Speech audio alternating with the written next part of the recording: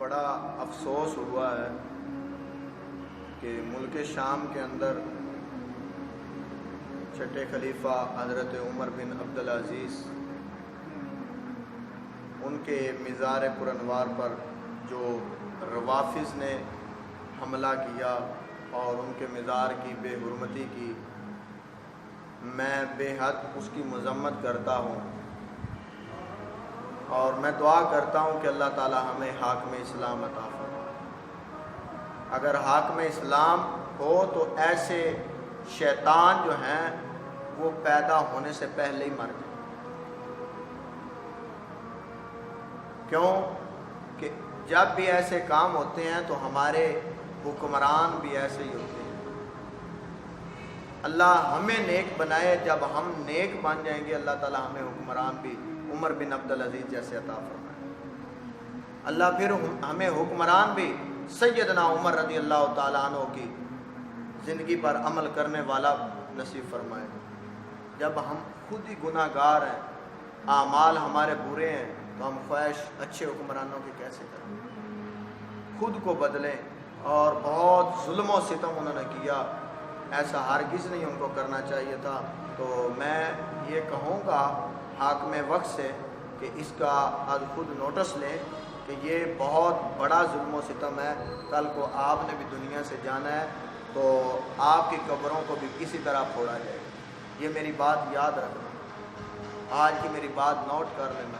بہت زیادہ، بہت ہی غم و غصہ جو ہے وہ ابتر ہوا، لیکن کیا ہم کر سکتے ہیں؟ ہم بات ہی اب کر سکتے ہیں نا۔ ایسا کون سا ایک مجاہد اللہ تعالیٰ ہمیں حکمران عطا فرمائے تو جو ہمیں یہ حکم دے فوراً کہ نکلو جہاد کے لیے، ایسے شیطانوں کو نیست و نابود کر دو، تو ہم بھی خوشی خوشی اللہ کی بارگاہ میں سجدہ ریز ہو کر ایسے شیطانوں کو مارنے کے لیے نکلے۔ ہمارے حکمران بھی ایسے جو سارا دن آوارگی میں گزارتے ہیں، تو ہمیں پھر ایسی مصیبتوں کا سامنا کرنا پڑتا ہے۔ اللہ تعالیٰ ہمیں خود بھی نیک بنائے اور ہمیں نیک حکمران عطا فرمائے، اور ایسے شیطانوں کو اللہ تعالیٰ نیست و نابود فرمائے جو مزارات کی بے حرمتی کرتے ہیں اور قبروں کی توہین کرتے ہیں۔